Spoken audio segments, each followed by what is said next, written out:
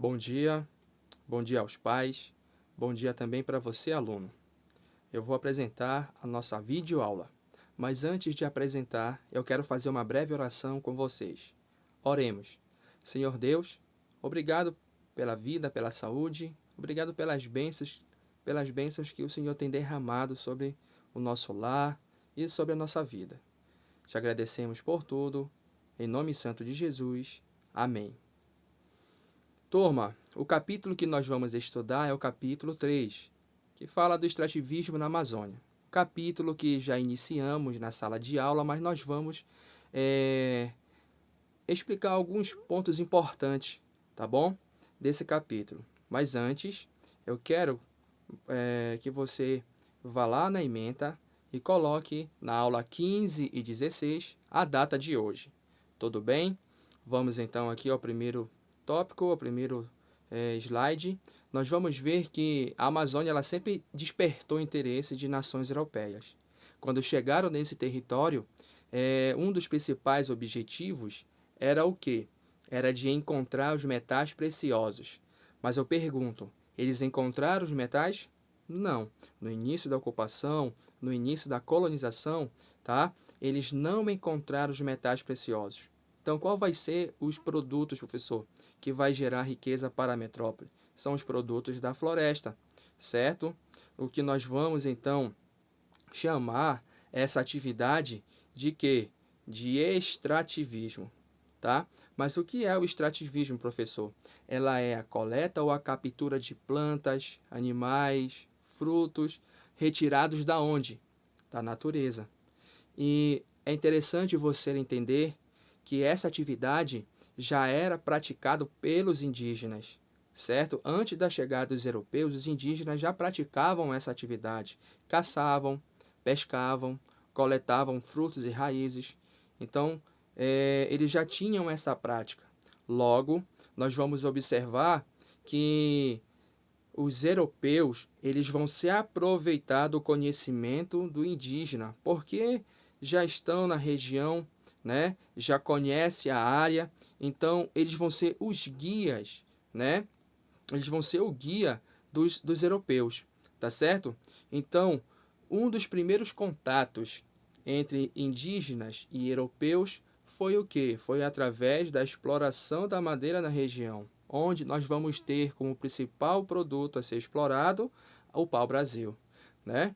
Logo, a gente percebe que por ter o conhecimento dessa atividade extrativista, né, por conhecer melhor a região, os europeus eles vão ser totalmente dependentes de quem?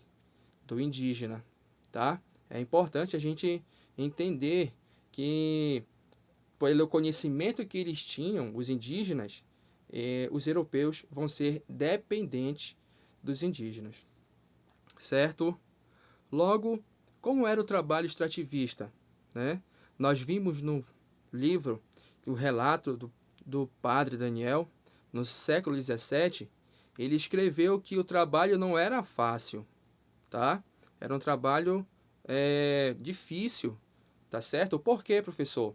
Aí nós temos, eles adentravam as florestas, pediam permissão para outros povos indígenas para poder explorar outras áreas, certo? Os indígenas, eles remavam as canoas do sertão, eles fizeram, sabe o que? Tijupares ou feitorias, que eram cabanas de palha, onde os europeus descansavam.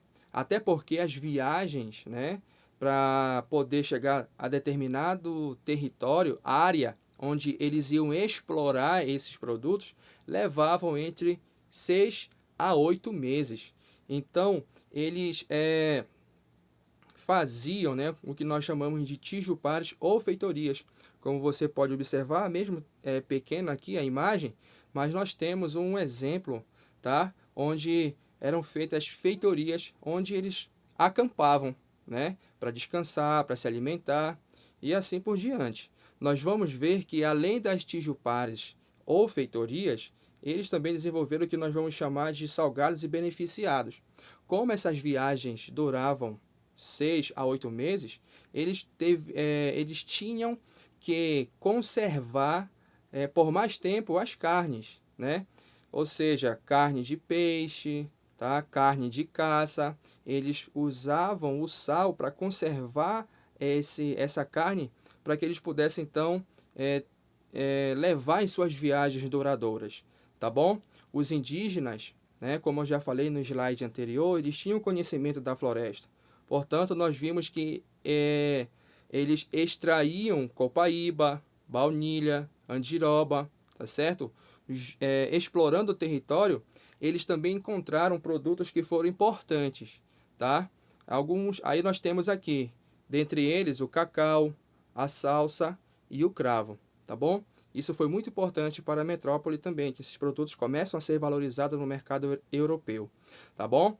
Logo, nós vamos ver que havia alguns produtos que eram extraídos na colônia, né? Aí nós temos produtos retirados da floresta. Como eu falei para vocês lá no início, né?